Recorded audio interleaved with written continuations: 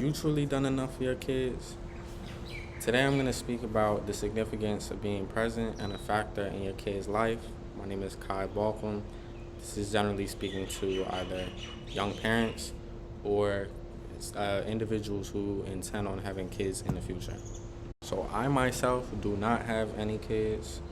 However, I am I grew up with one parent, so I can speak from pretty much experience. However, I've done some research and um, being able to just interact with individuals to know how one may feel with a kid who has grown up. I'm now 21, and I just wanted to share that info with you all. Nearly 23% of kids, so individuals that are under 18, live with one parent. Studies have proven that children who have involved parents are excel academically, they exhibit interpersonal skills, and they also showcase higher self-esteem.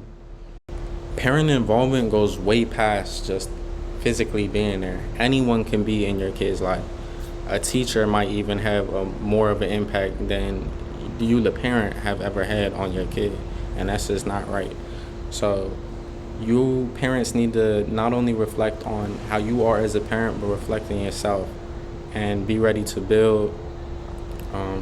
Don't just be like, oh, well, I didn't get this. We can't all just play victim, especially you bringing a kid into this world. You need to be ready to be accepting of change. Parental bonds are necessary because they honestly create the structure of how your child is going to create bonds with individuals in the future. So whether this is making friends, speaking up for themselves, or just speaking to anyone about their emotions, it all starts with your parent. If you can't speak to the person who brought you into this world, it's really going to be difficult for your kid to go find help or seek help or just express themselves in any way.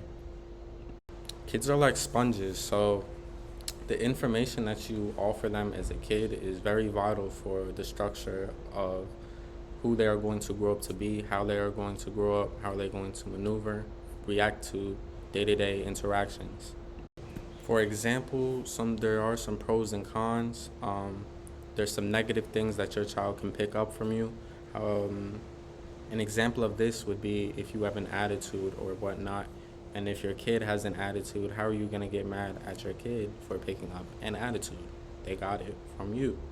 So if you want your kid to have positive attributes, you need to do things like be uplifting, teach them confidence, teach them how to speak up for themselves, self-love.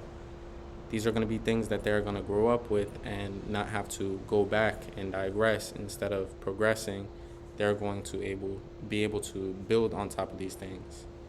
About 80% of a child's brain, when they reach the age of 5, is already developed. So this is very vital for molding their brains into the structure and the morals that they will have and continue to use throughout the rest of their lives. Parental involvement has a crucial impact on the cognitive development of your child.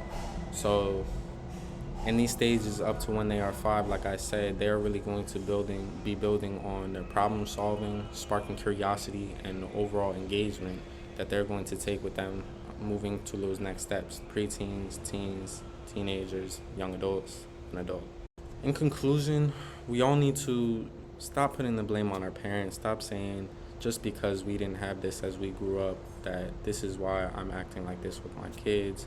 At the end of the day, we are grown-ups. We know right from wrong. We need to stop it right here. We need to stop doing a disservice to the kids, the future generations to come, and really self-reflect. Be able to self-reflect. Don't play the victim.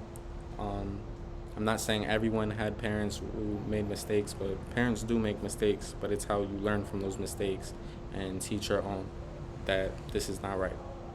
So thank you for listening. Again, my name is Kai Balcom.